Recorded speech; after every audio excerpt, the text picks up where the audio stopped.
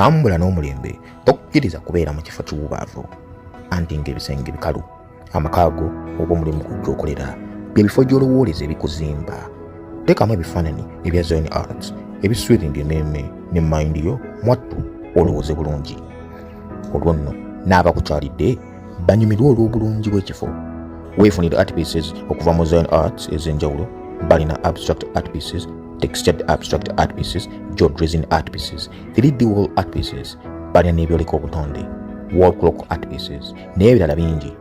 Basangibwa Najjanankumbi opposite Kenji Supermarket oba bakwire ku namba zaabwe z'essimu noti 759 noti 6 noti 8 emu noti oba noti 7 noti 5 7 6 7 9 beba Zion Arts.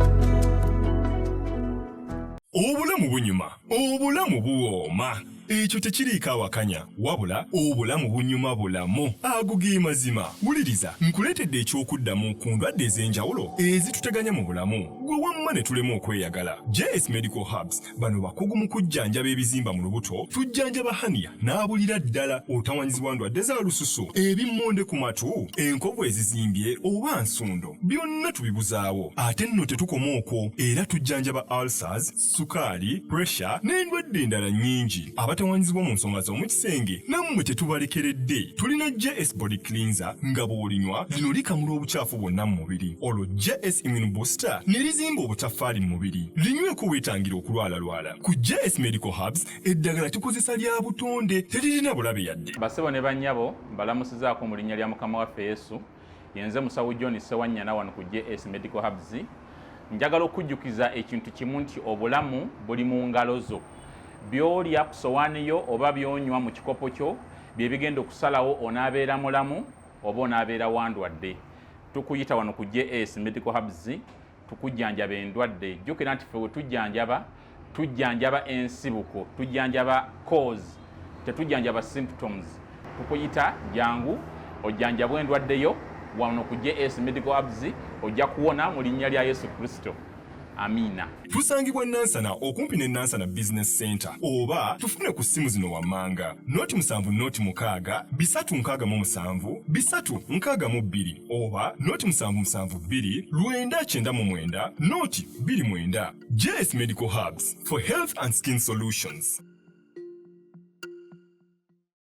Okay, mugamba mutya mwenna gye musinzidde okubanga ate mulaba vidiyo eno mbabuuzaako kisinzira ku kudde olayirako vidiyo wasuze otya wasiibye otya olunaku lugenze lutya ekiro kyagenze kitya kansubire byagenze bulungi byonna gwali eyo ng'ofunye ebirungi afukamira Katonda omwebaze then naawe ali eyo nga waliwo ebitagenze bulungi still ye answer fukamira obeere nga ate osaba Katonda abeere nga abikuyisaamu. Samike ge mannya gange ku kamera si Roland.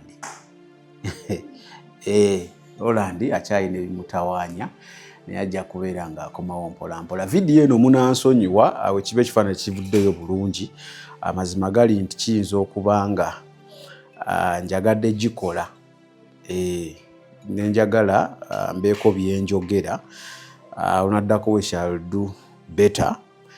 So eba terabika bulungi nnyo munaatusonyiwa naye ndabye nga nteekwa okubaako n'ebintu nzija wano ngezeeko okwadressinga kubanga mbiraba ebimu mbirabye nga bigenda mu maaso ate ebirala mbiraba bitandika butandisi. Kale njala kwogera ku nsonga 3. Ensonga ziringa 3. Ensonga esooka njala kwogera ku kutiisatiisa. Kutiisatiisa kw'abasumba abasomesa ekigambo kya Katonda abafuna zi revelations n'abalala bonna abagwa mu kkowa eryo. Then ensonga ey'okubiri njala kwogera ku sijja balina kigambo kyenda okukozesa naye Saala kikozesa muyinza okunfuna obubi naye kankigatte we nti abalokole tutandise ovumaganya omwoyo omutukuvu nga instead of understanding the Holy Spirit tufuuse bufuusi basiru. Simanyi nza kiyita nekyenjagala tu addressinge tukyogereko katono nga nze wendaba ebintu oyinza okuba obiraba bulala naye nze engeri gye mbirabamu n'engeri gye nsuubira gye twandibadde tubikwata. Ensonga ey'okusatu njala kwogera ku baservants b'abantu abamu. Manya abantu abamu baakola akakundi kaabwe kati baafuuka baservants mu kifo ky'okubeera abagoberezi ba Katonda. Kale ate mwerabira JS banoonyeeko bo bajja kuba bakujjanjaba bulungi nnyo nnyini ddala. Oba olinamu ebikutawaanya munansonyiwa byowulira ebireekaanaleekaana ndi waka. Manyi obeera ewaka bakyala balina ebintu bye bakola bye sitategeera. Bwe mutandika okukola watandika okukola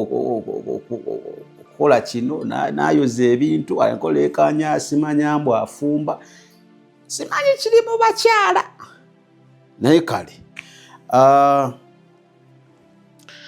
JS nga mbadde mbagamba munoonyeeko ajja kubeera nga atakujjanjaba mu nnamba ezo z'olaba mu kalango. Then tuyina Josam bo battaka abanoonyeeko gwalinamu akasenteko nga yalagula ttaka ddene oba ttono mu bifo bya Uganda byonna. Oyagala kugula nnyumba ziwedde, oyagala kupangisa, byonna banoonyeeko anything to do with property. Josam banoonyeeko bajja kubeera nga tebakola ki bakuyambira nnyo nnyini ddala mu nsonga eyo.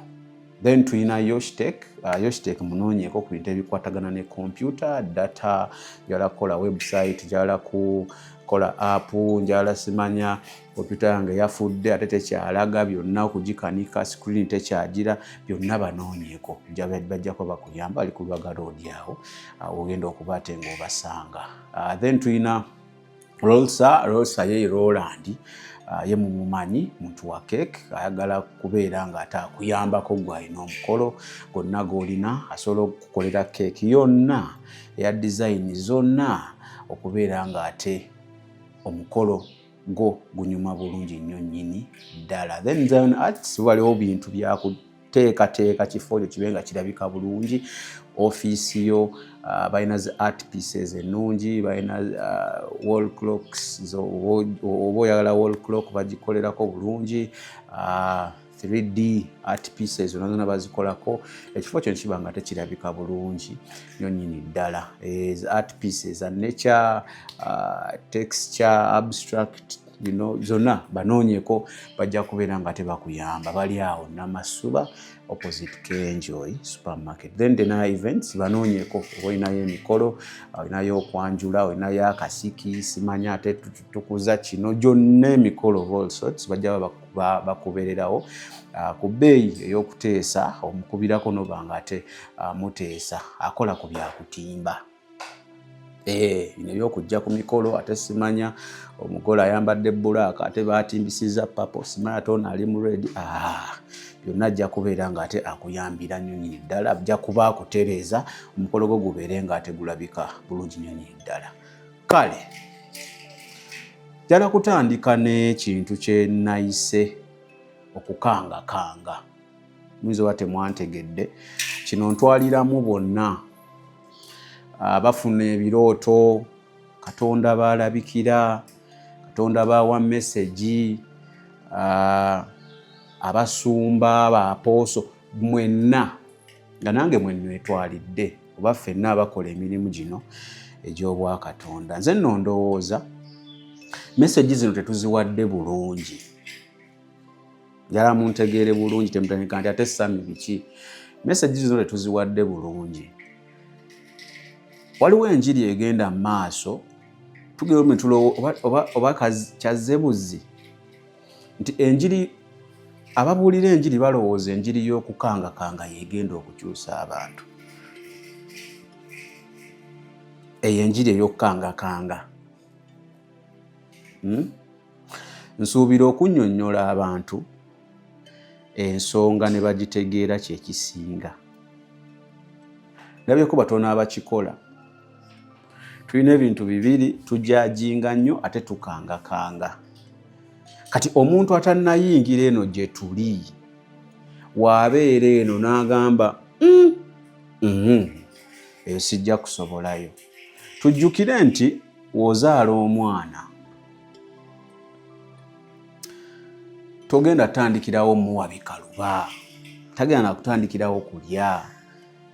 Bamaama mutujulira, omwana ojja mukwata sima asookera ku mabeere ate watandika okulya ne musottera akammonde sima ate ne mukola ki.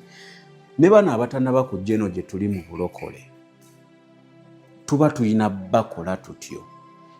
Leka stage zigende nga zirinnya bulinnya. Naye gwe omwana atannaba kuyiga kugaaya w'otandika ato omuwa bagiya nti agaayeeko oba omwonoona ebibuno. So ffe twayiga kimu kukanga, tokola kino. Abaagala okugenda mu ggulu muve ku TikTok. Abaagala okugenda mu ggulu temukola kino. Abaagala okugenda mu ggulu tokola kino. Munatera natugamba tolya mmere eno. Ekyo nno kikyamu. Era ensonga ze ngenda okwogerako zigoberagana n'ensonga gye ngenda okuddako. Ekyo nsuubira kikyamu. Tunyonnyola abantu. Lwaki TikTok? Kubanga ate okudduka ensonga si kyekitereeza omuntu. Omuntu ayagala nnyo okumanya why. Nnyonnyola omuntu ti nno munnange olaba nno smartphone ezo nnungi naye ate zisobola okuba embi. Internet eyo nnungi tubulirako ekigambo kya Katonda. Mwabasoma musobola n'okukolerako research. Naye ate ku internet okwo kuliko n'ebikyamu, pornography kwayitira. So togamba bugambi muntu oba oyagala okugenda mu ggulu smartphone ziveeko. Nze golaba maze omwaka mulamba smartphone nagyesonyiwa, tagenda kuwuliriza. Oyongera musindika wala na bulokole. Munnyonnyole. Simanyi oba muntegeera. Omuntu wabazze mu church ali mu mmini ye gwe mulundi ogusooka temumugobera bweru nti affe wano abambadde mmini tebayingira mu church. No, muyingize mu church, agenda kukyukira eyo. Naye enjiri esusse okkanga. Katonda yandaze kino. Katonda yaŋŋambye abaagala okugenda mu ggulu mwesonyiwe TV. Abaagala okugenda mu ggulu mwesonyiwe zisoopu. Nnyonnyola. Because ze nsuubira Katonda wakuwa message takuwa bui order. Order waba agikuwadde agiwa ggwe ng'omuntu. Naye waba ayagala obeeko message gy'otwala akunnyonnyola. Era nkubuulira obeera nga Katonda yakuwa message nga tonnagitegeera togiwa bantu. Kitegeeza tonnatuuka gituwa. Eyo mu kyaki gundi muveeyo. Katonda yandaze nabalabye emagombe. Wogezaako okubuuza munnange gye mbadde nsabira gye nkoledde ne bino ne bino ne bino. Vaayo temwagala kunnyonnyola. Mwagala kuba mulinga abazimba akakundi kammwe nti muli ba kingi temuddibwamu. Ekyo nno kikyamu.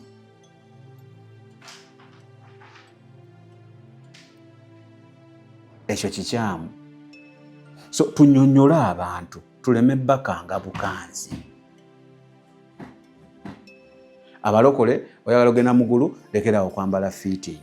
Oyagala mu ggulu tutokolawo oti togenda out weesonyiwe gundi. Tetubigaana.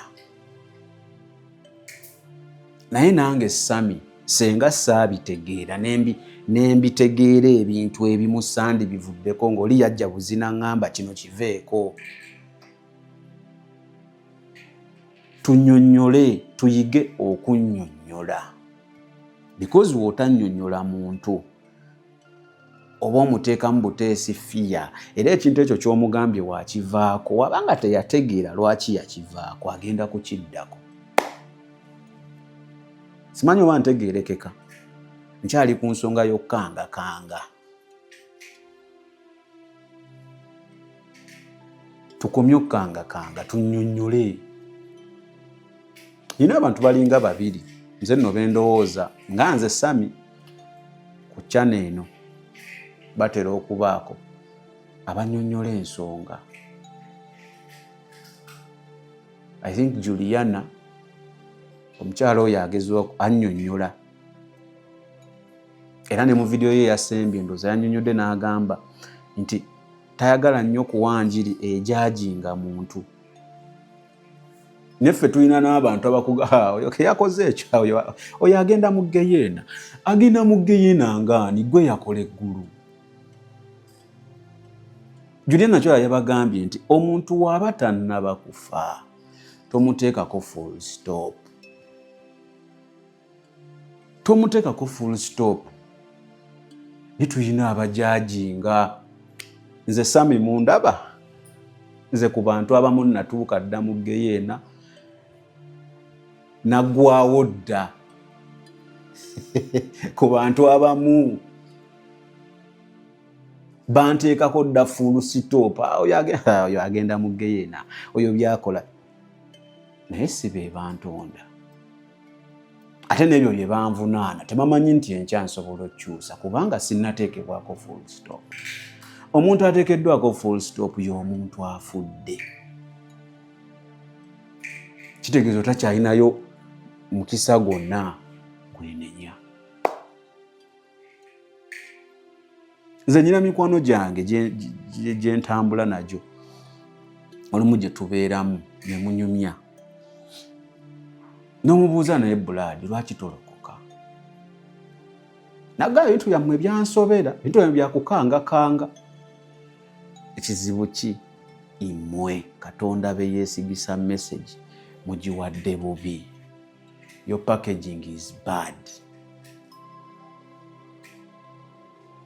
Tera nnyo okuwa example ku bantu baffe bali Abayisiraamu.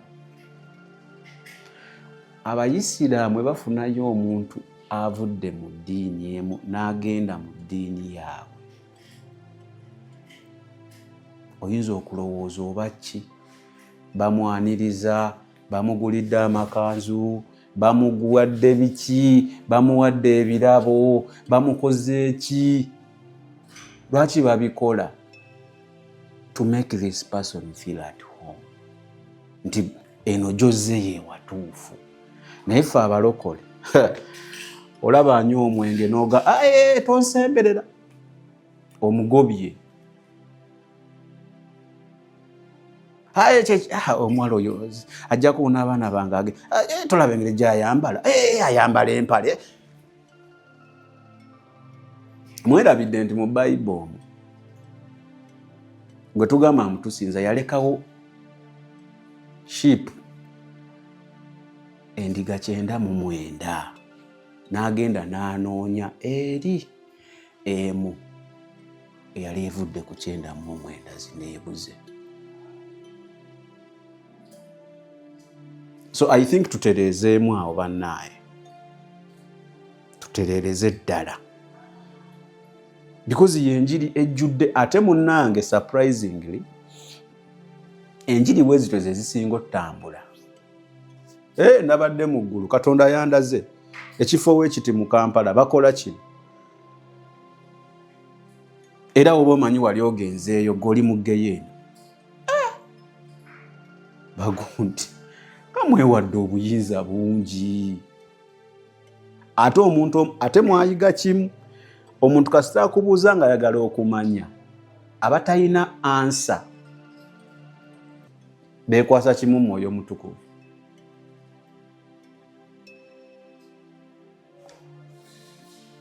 kati nno nkubuulira obubbi gye buli obwenzi naki naye kibi ekikyasinze nekyoyinza okuba nga oyinza obutasonyiibwa ggwa ndaba kwe kwogeza Mwoyo Mutukuvu by'atayogedde. Mukomye ku kabampaani. Nja kusembyayo akaboozi kano kweyo ensonga. Lwaki nkugamba basinga mwogeza Mwoyo Mutukuvu? Waliwo omwami omu yankubira essimu. Namukyazaako naye ne mmubuuka. Ne ntegeera nti ono alimba.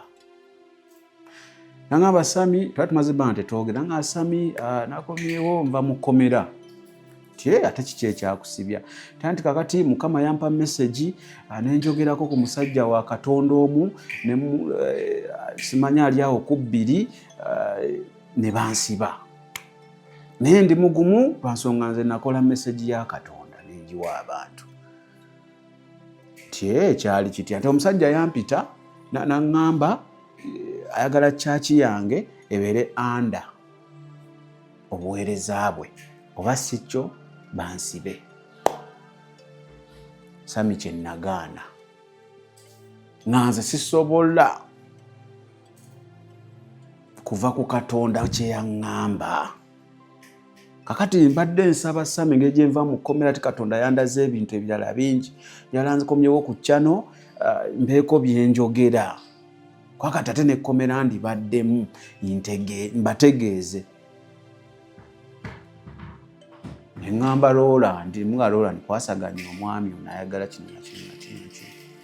Wayita ennaku 2 ku 3 n'enzuula nti ekyatwaza omwami ono mu kkomera yakwata omwana omuto.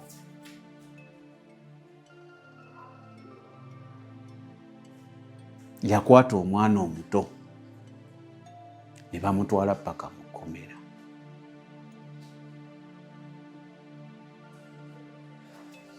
Mpozi omwana omuto ye rape? Rape yetya? Kati rape.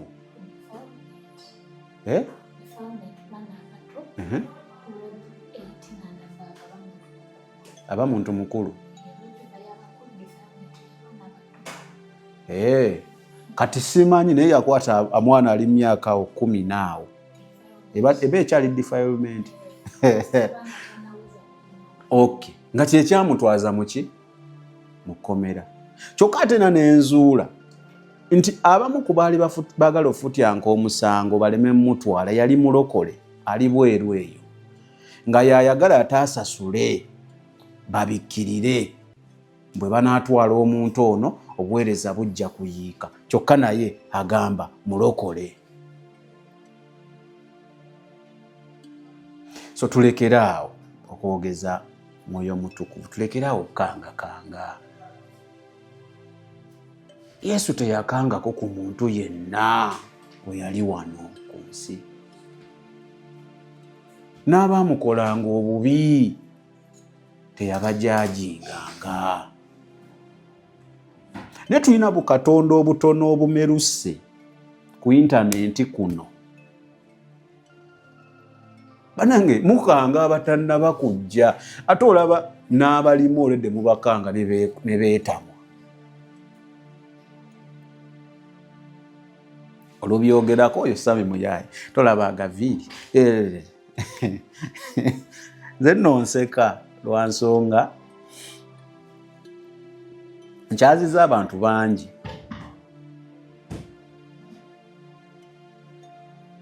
Nesi buli gwendeeta wano nti message eba yange. Era abamu mbaleeta ne mbakyaza ne bawa message nga nze tenkutteeko. Ng'oba oliawo ne bibawa already mbimanyi. Nyolo okuba nzikiriza nti message weetaba eyo tetegeeza nti neyo teriyo nannyiniyo. So video weziti ndwawo zikola nga ndiwonzeka simanya mbeeko byenjogera lwansonga nabagamba luli era njala kiddamu siri musumba, siri aposo, siri profeti, siri kintu kyonna. Ndi muntu alumirirwa mubiri gwa Kristo. Omuntu owokubiri n'agennyina babiri gwendaba nga nnyonnyola ye Jeremiah. Era nze mbabuulira, there are so many things byotakkaanya ne Jeremiah akimanyi. We agree to disagree. Tumugamba brother wano titukkaanyizza. Tankyawangako. Ekibuzo kiri nti ng'olumu b'otakkaanya nabo otambula nabo oba gwe atawuliriza kikyo abawa sitaani.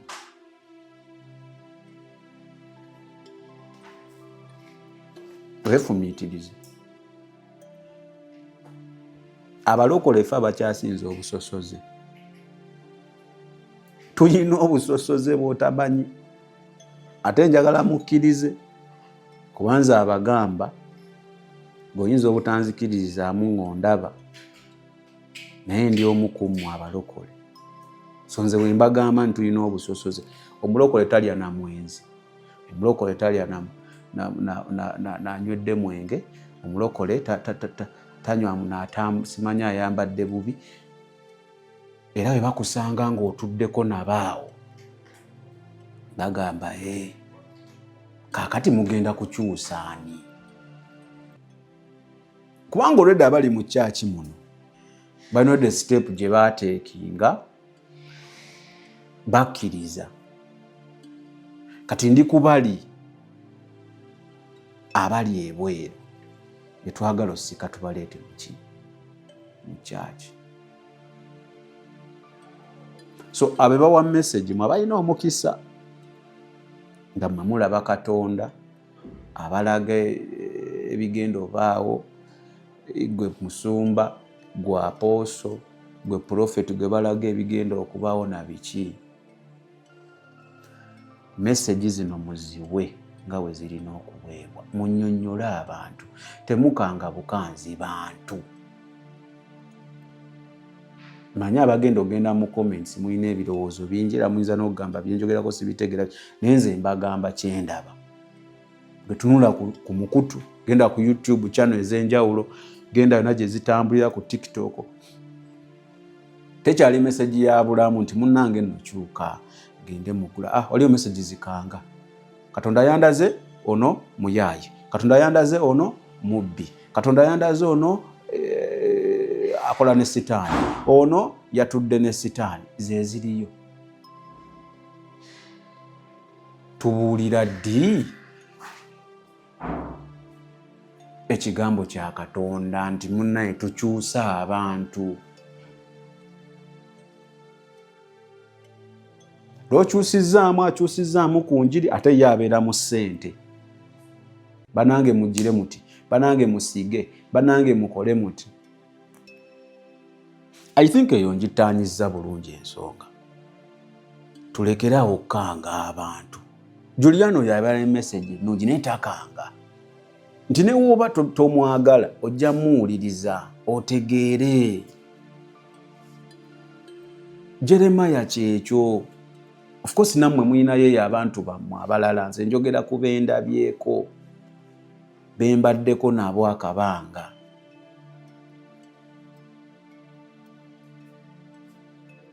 Naye tulina abantu womunywa na munenga nga sitegeddewo bulungi. Kale ogagamba bino si bya buli omu. Kati webanga si bya buli omu, lwaki obigamba buli omu?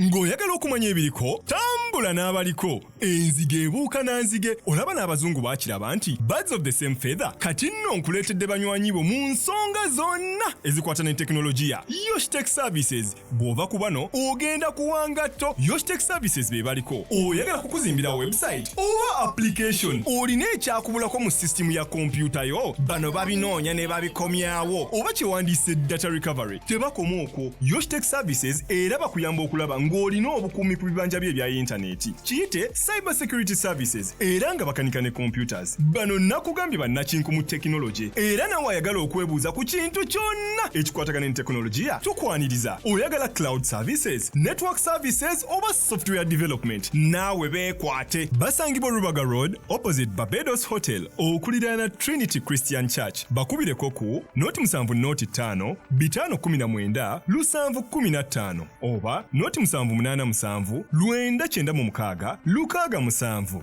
Yosh Tech Services, empowered by innovation.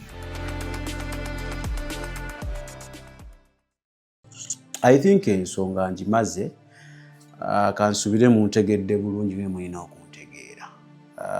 Era nsuubira abatantegedde tebaagadde bwagazi kuntegeera. Kale ensonga najja twogereko ya gaina wagambye mu ntandikwa nti ekigambo kye nnina okukozesa ekituufu kyambuze. Naye kankitaminge wamu nti abalokole tususse okweyisanga abatalina magezi. I think for the lack of a better word, tutya nti ate byonna era nga biddayo ku ngeri gye batusomesa. I think bye bireeta kino kyenzizeeko okwogerako ekyokubiri. Kino njagala mukitegeere gwe mulokola mpuliriza. Ekintu ekyetaagisa amagezi n'okutegeera oba okumanya tekivaawo na ssaala. Newonaasaba emirundi 1000, newonaagenda ku lusozi n'osiiba okujula okwetta, newonaasiba ddulaayi, newonegayira mu kisenge n'oleekaana emirundi 1000,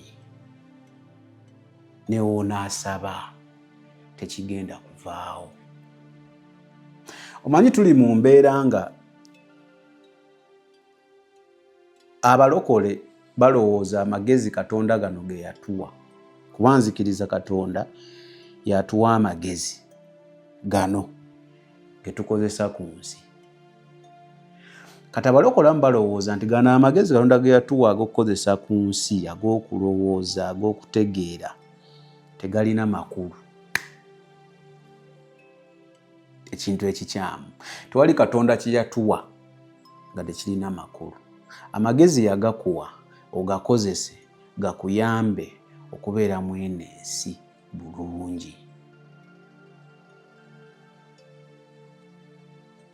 Lwaki ngamba nti olumu tweyisanga abatalina magezi, olumu tweyisanga abalalu, kyekiva okutujerega, kyekiva okulya okulowooza nti omulokola aba takyategeera lwa ngeri gye tweyisa.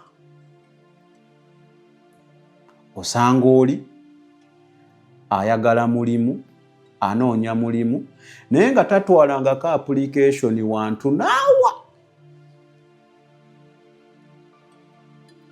Naye ali mu kisenge kye asaba okujula okufa, ayagala mulimu.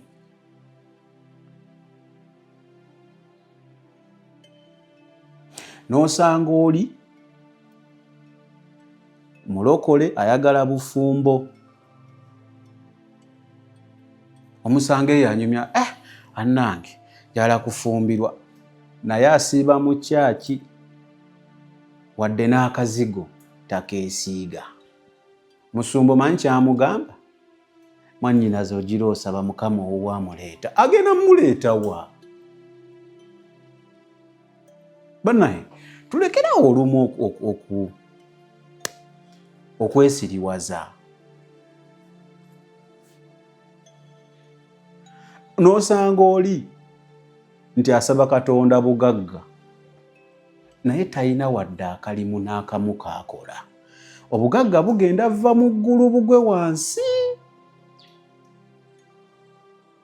Mbuuza bubuuza bibuuzo mutegeere ensonga yange. n'osanga oli mwana mulokole agenda kutuula bibuuzo bya Piero Imo simanya UNEB biki mu kifo ky'okulivayizinga ategeera ebintu ali mu kusaba na kusiiba talivayizinga naye akkiriza nti Katonda agenda kujja amuyambe.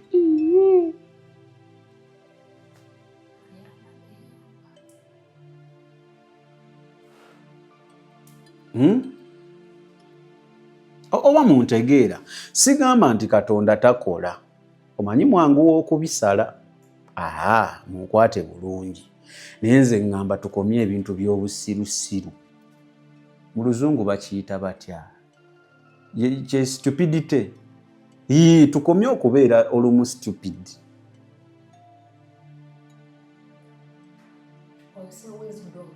Wisdom tulina omumukozesa. Katonda yatuwa wisdom naye abasomesa ne bano be basomesa bataddewo embeera nti wisdom tekyalina makulu. Musumbawo ajja ku Sunday ku Saturday ne musaba lwabaze mu nnaku eza wiiki ku chachi ajja lwaggulo akeera mirimu gye akeera kukola kyokka ggwe nakiwejwe noba nakiwejebwo Monday to Sunday oli mu chachi mwosiiba nti Katonda akuwe ssente agenda zijjawa era gwe sitaani akutunulira n'agamba ne nakiwejwe nakumala. Ebintu bino we mbyogera nga mugamba ebintu mbirabira mu mubiri naye amazima gali nti tukyali mu mubiri tukolerera ggulu era emyoyo gyaffe girina okuba nga mirongoofu ge mazima naye omubiri guno ogulaba gwe tulimu gwetaaga okulya gwetaaga we gwebaka oba oyina abaana beetaaga okusoma beetaaga okuliisa beetaaga okwambaza ebyo tugenda genda mu mwoyo osabe mwoyo babikuwe mwoyo obireete wano ku nsi nga tolina kyokola. Kyobola nze nnina obuzibu n'abasumba ababeefuula mbaweereza ba Katonda nga tebalina mirimu because omutwe we gubeera mufu ebitundu ebisigadde ku mubiri biba byonna bifu.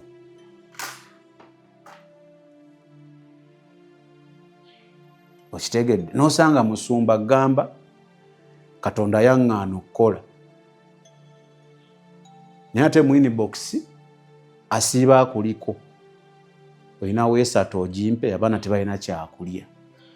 Nze nno ndowooza Katonda waba ye yaggaana okukola nga mbutufu Katonda ye yakugaana okole ekigambo obulire ekigambo kye nga Katonda akugabirira tasobola kukuleka kusabiriza.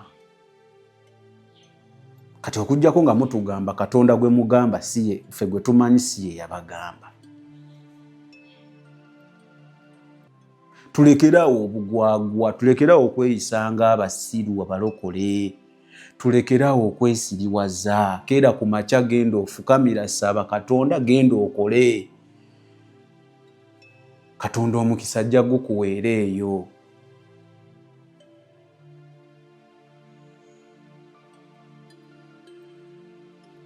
Oba muntegeera osaba Katonda nnyumba Mukama njala ompe ennyumba bangalo omumanyi n'okuziroota ne tolina wadde akajiiko k'ettaka.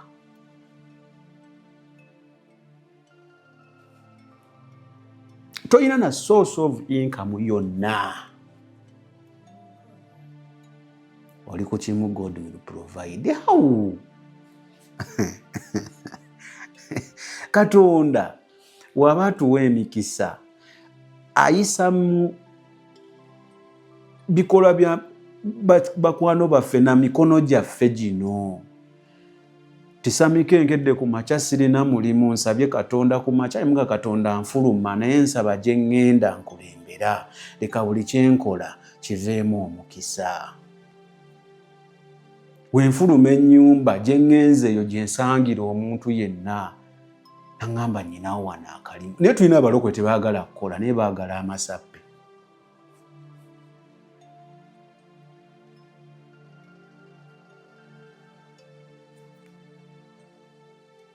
Yakuwa emikono toli mulema, amagulu toli mulema, olina obwongo tolinaako kazoolembe olumu ovaako naye toyagala kukola. Kyokka woosabiriza abalala ne bagamba tetulina ate obanyiigira nnyo okusinga ggwe okwenyiigira.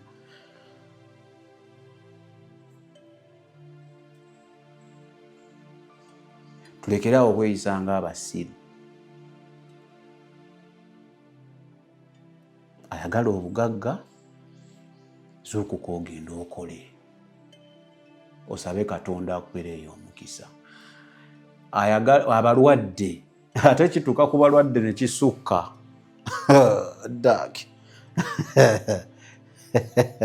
oyina obulwadde oyina omira eddagala lyo naawe okimanyi obulina eddagala walisudde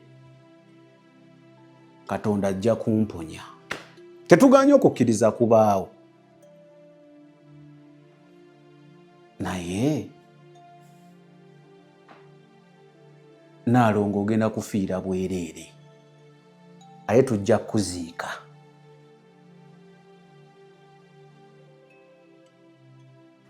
Oyina obulwadde ulcers zikuyisa bubi kyokka osiiba ddulaayi. Ne bannange osiiba ddulaayi kali n'ova mu ddulaayi ng'ofa ate n'olyoka osaba Katonda Mukama nsaba omponye. Olowooza takusekerera waba ali mu ggulu eyo? Omutwe gukutta weetaaga ddagala ogaanye Katonda ajja kumponya. Obwo tubuyita ki?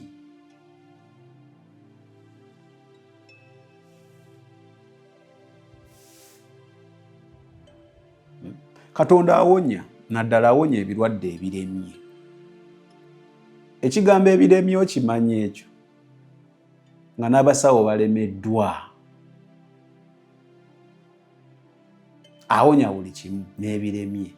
Naye kino bwe kituukira okuba mbu kati kiremye nga buli kimu mukoze eki? Mukikoze. Ntugaba naye Katonda kati tumutadde mu mikono gyo Mukama tuyambe buli kimu tukikoze. Munkwate bulungi.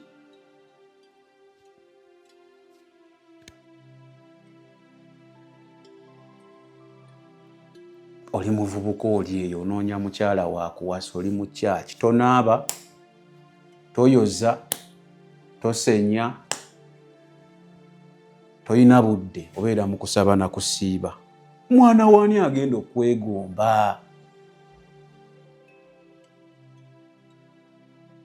Mwana waani?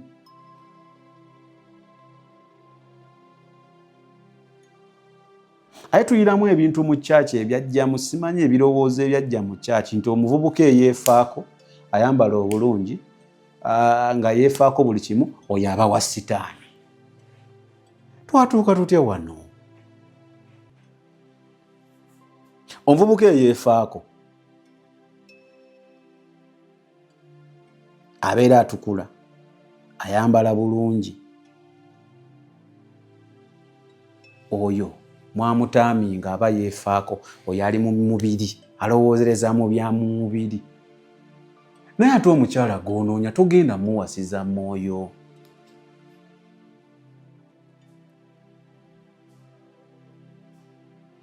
Amanyi nze Katonda yandaga mu kirooto amanyi nze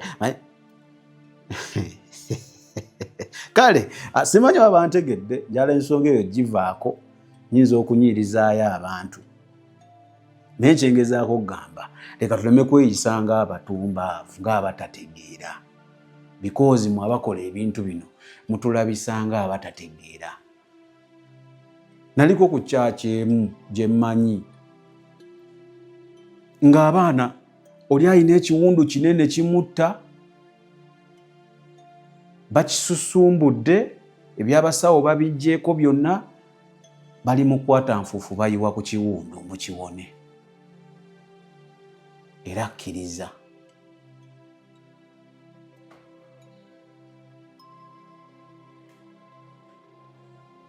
I think tusabe nnyo Katonda atuwe mwoyo w'okutegeera.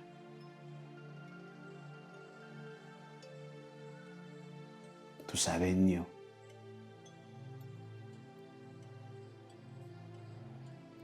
Ate mbadde nsaba nammwe bakama baffe abatuliidinga. Let us live by example.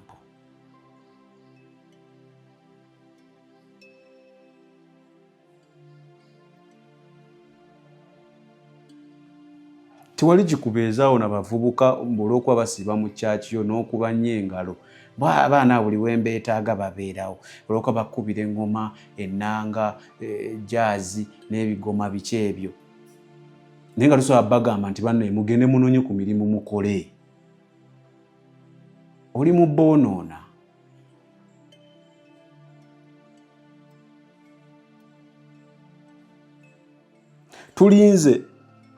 Tulinze ebyamagero.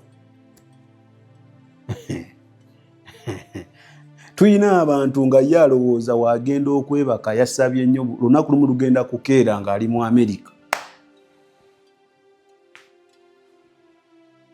Oli omusanga ayagala kutambula, ayagala mulimu, naye tayina wadde passport. Tayina wadde connection yonna. Naye akkiriza Katonda agenda kikola. Lwa nsonga bano olumu abatusomesa ye babituteekamu. Nze nali neebase Katonda n'andaga ngenda funa ssente, omusajja enkya n'ankubira essimu n'ampa ssente. Byebyo ebiboozi, nze mbiyita biboozi. Tukole, tusabe Katonda atuwa omukisa mu bye tukola. Katonda omukisa aguwa bintu bitukwesa n'emikono gyaffe. Nti okedde n'ogenda oyiye. Katonda ebikolwa byo byokoze Katonda abiwa omukisa, afune naye waayitira. Tagenda kuva mu ggulu ajja kukolere.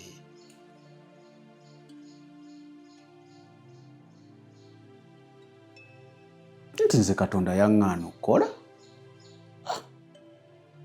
Sigamba mu tekiriiyo. Naye ate mukisussizza nnyo buli omu avaayo. Be balagira bati baba batono nnyo. Ate nsuubira musumba oyo akikugamba ayinza oba naye taliimu. Kubanga sayinzi koolabira omuntu Katonda gwe yagaana okukola, obugabirizi buba weebuli. Bujja tamuleka kusabiriza. Naye n'osanga omusumba Katonda mbu yamugaana okukola engatto egudde olubege, ekitogi kiyulise, ow'ewaka yanoba, tewali kyakulya, nti Katonda yaŋŋaana okukola. Twebeereremu. Kale, Asamike ge mannya gange, Unique Media gy'oliko. Nga bwe nabagambye nti munansonyiwa ekifaananyi kiba tekivuddeyo bulungi era nga kati kigenda vaayo bulungi lwa nsonga ndi waka. Ne waliwo ensonga ezimu zenzize ndaba ze mbadde njagala tube ng'ate oba oliawo njogerako. Era bino bye njogera mbiwa kusinziira ku nze wendaba. Ku nze wendaba. Era si tteeka okuba nga ndowooza nga kyolowooza si kyendowooza. Si tteeka era tekiriiko si kizibu. Ekirowoozo kyange utakwatagana na kikyo, no problem. Naawe oyina ekikyo. Naye nze nkuwa ndowooza yange. Tutukomye okweyisa ng'abasiru. Abamu bayinza okugamba nvumye naye nze abeera mbayita ntyo. Kuba tumaliriza tuvumaganyiza obulokole. Olaba ne Yesu yagendanga ne kitaawe ku bbajjiro. Kitegeeza yagendanga n'ayambako kitaawe, kitegeeza yakolanga.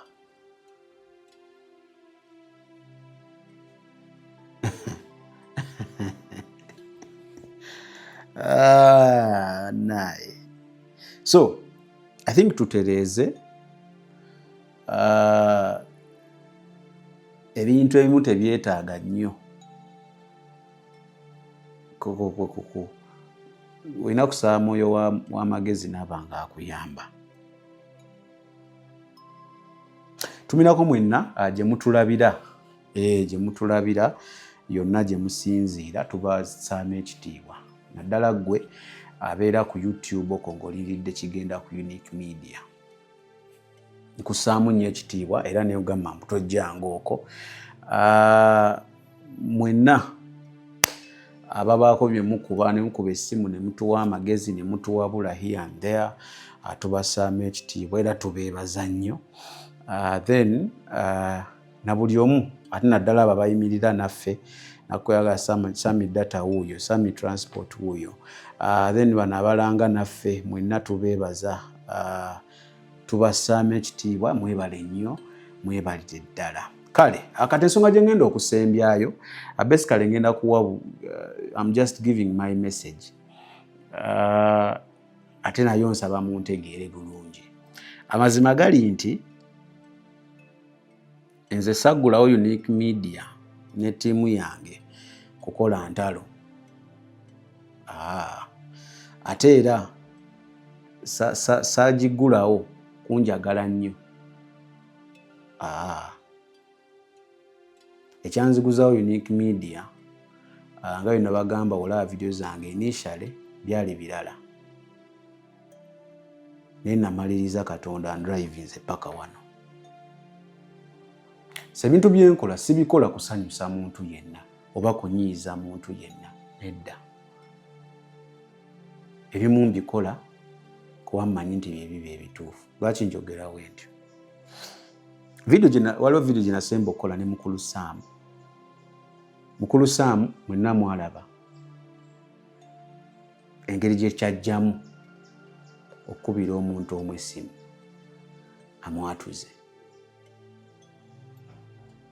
I think saakola kikyamu. Ebyava mu ssimu mbibalekera for you to judge, for you actually not to judge. Mwe abamanyi bye mulowooza. But I did whatever I did mu buntu bulamu. Ky'omuntu ayagala kwatula bulokozi ali redde, talina buzibu bwonna, oba kiri ono kamera oba nedda, naye alina omuntu we gwakkiririzaamu era bulijjo gwanoonya era nga baayogera. Naye ng'omukulu agamba omwezi mulamba ayagala kwatula, tayatula. So my question was, senga Mukulu Sam Katonda akuyitira wano, ogenda mugamba otya? Timbadde nkyalinda gundi? So kibuzo kye nkyalikiriya ne mubuuza, can we call the person n'akwatuza? Ne tukuba essimu. Kakati simanyi oli jjajja gati natandika okunkubira essimu nga nnenya. Siyina bannaye mwabalaba ensobi ki gye nakola. Omu yagamba nakaka mbu nali nkaka omuntu obulokozi. Okujja nga tewalaba video. Siyina nsobi gye nakola. At least to my understanding. In fact, nali njala kusimplifyinga bintu. Well, nkimanyi omuntu yeetaaga musumba okumwatuza, abamu mu comments ne muteekako zi verses mwasobola okuyitira okwatula, no problem. But this time round, this guy yali ye ayagala mukulu omu amwatuze. Kakati kino kye kindeeta ku buli bu small gods bwe nayogeddeko mu ntandikwa. So we have people abafuuse ba servants of small gods. Nga ye tawuliriza. Kwanga amasimu genfunye agamu simanya agagamba ndi mu ntalo, simanya nkanga, simanya biki naye sijja kumusobola. Siri mu lutalo lwonna ate saagala ntalo zonna. N'ekyo kiraga tebaalaba vidiyo. Omanyi kiraga ekyo kiraga tebaalaba vidiyo naye bo weebali. Omuntu yenna ayogera ku kono tulumba bulumbi. Those are servants of small gods.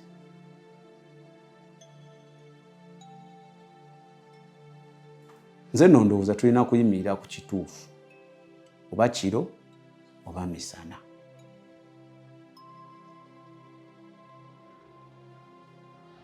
Omuntu awakubidde essimu ayagala kumwatuza, mwatuze. Because ayinza okuba ye chance gy'alina. Ate naawe oyinza okuba ye chance yokka gy'olina okumwatuza. Oyinza obutafuna chance ndala.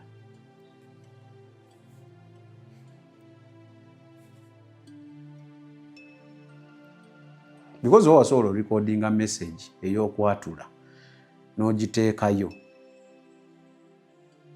Obanga agamba anoonye message eyo ayatule. Then waba ayogera naawe ng'afunye omukisa ogwogera naawe face to face. Kitomwatuza. Ne kivaawo.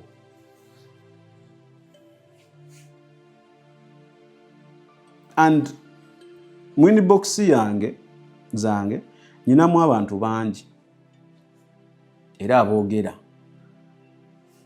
omuntu era y'omu. Now this is what beats my understanding. Nti mwe kyemwerabira kiri ekintu kimu nti abantu bano be tukyaza ne mbalaba ku channel. Abantu abamu tubamanyi ku kamera ne off camera. Ate olumu ebintu ebimu tubimmamu mimazi. Tugamba let's leave that. But nina messages nyingi era kikyannumya omutwe nti what is so hard mu kwatuza omuntu obulokozi waba akusabye naddala ng'ogamba tuli mu kusoosinga myoyo kukyuka. Oli waba gambye I want to take the first step kwatula. Why don't you do that? Mbadde ndowooza wandibadde na very happy. So nina message n'amaloboozi mangi. Abantu basaba okwatuza obulokozi omuntu n'abalinza. We beesalira amagezi ne bagenda abalala ne babaatuza omuntu omu atalina budde. Abadde bize nga baamusaba dda naye ng'abagamba nkyali bizemu. Waawulira nti waliwo ate omulala eyabaatuzza. Ate obudde abufuna n'abagendera mu inbox n'abagamba oyo yabaatuzza wa sitaani. Kakati eyabaatuzza waba wa sitaani.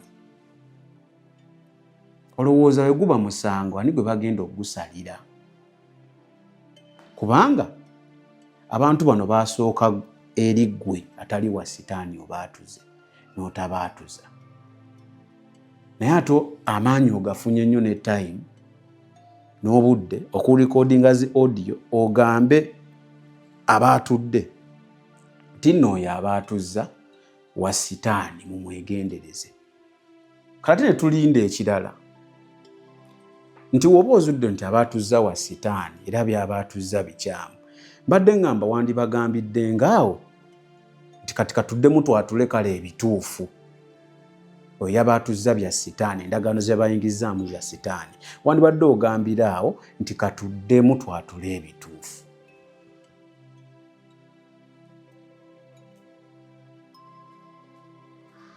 Si we kiri.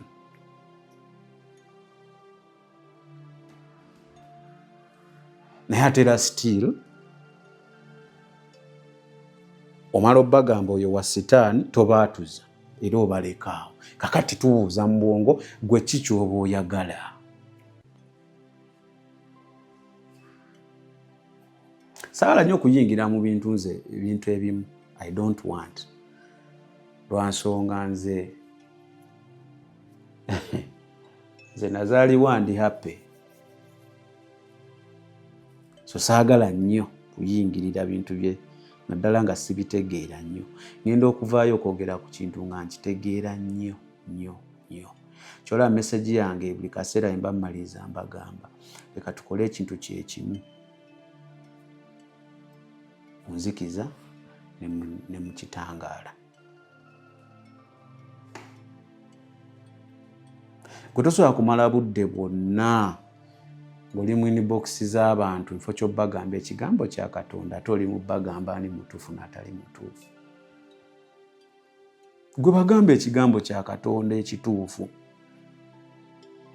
So njala kuweereza message eri basaavanti ba Small Gods mwenna nti nze wange temulina kye muyinza kunkola n'eki ate temulina kye munkanga as long as manyi nti I didn't do anything wrong. I didn't do anything wrong. Nze wemba mmanyi nti ndi ku mazima sirina kye nakoze ABC obwo obubwabwo obuboggola tebusobola kubaako kye bunkola. Kale asaagala genda nnyo wano mweyo ensonga naye kangikomyawo kansubire ensonga ze njogeddeko muzitegedde era nja basaba mwenna abalaba nti oba tonnategeera kintu toyogera. Amaanyi agasinga kino nkikubuulira amaanyi agasinga gali nnyo mu kuwuliriza si kwogera. Amaanyi agasinga gali nnyo ku matuugo gani omumwago. So by'otategedde bireke. Ate n'omuntu oyo gw'oyagala ennyo woba otuuka woba olaba otuuse ku ssanga tokyasobola na kulaba kikyamu ky'aba akoze manya nti wava dda ku mulamwa. Nkiddemu amagezi gajje. W'otuuka nga ku ssanga olaba oyo g'okkirizaamu tokyalaba na bibi byakola manya nti wava dda ku mulamwa. Kale ambeebaza mwenna abadde kuva gye natandikidde paka gye tukomye eno munaatusonyiwa ku kifaananyi kiba nti kivuddeyo bulungi naye kasita mundaba n'eddoboozi muliwulira bulungi. Byenjogeddeko bibadde bisatu. Tulekerawo one nasoose kwogera tulekerawo okutiisatiisa abantu tubannyonnyole bategeere. Tutuuse ku mbeera ng'abantu bakuraminga bukuramizi bye mubagambye nga tebabitegeera naye babikuraminga bukuramizi because so and so said. Kyola abantu abamu bakyuka ne batanywera ne baddayo lwa nsonga mwabakanga bukanzi. Fee ebeerawo for some time. Oli wafuna obuvumu taddamu kubatya. So tubasomese bategeere dani okubakanga n'ebyo bye mukola. Ekyokubiri njogedde ku kukomya kuffe abagoberezi n'abawuliza ekigambo kya Katonda. Kukomya busirusiru. Era nekugamba nti ebintu ebyetaaga okutegeera n'okumanya ebyetaaga amagezi tebivaawo na ssaala.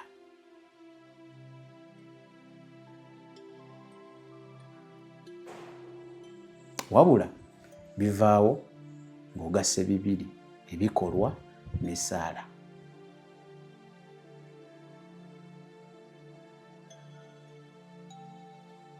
Ekyokusatu nenkugamba ebadde message to those abankubidde amasimu beemanyi n'okuntiisatiisa n'okundaga nti kyenakoze kive nnyo gezezaawo clarify nga kyaliwo then n'obbagamba nti otuuka nga kusanga olaba omuntu gw'okkirizaamu n'ensobi ye gy'akoze tokyagiraba manya nti wabula. Kale Mukama bawe omukisa. Ebyo by'owulidde oba ebyogeddwa mu episode eno si birowoozo bya Unique Media nga channel awamu n'abagikulira, wabula birowoozo by'abantu ssekinnoomu mu kiti kyabwe.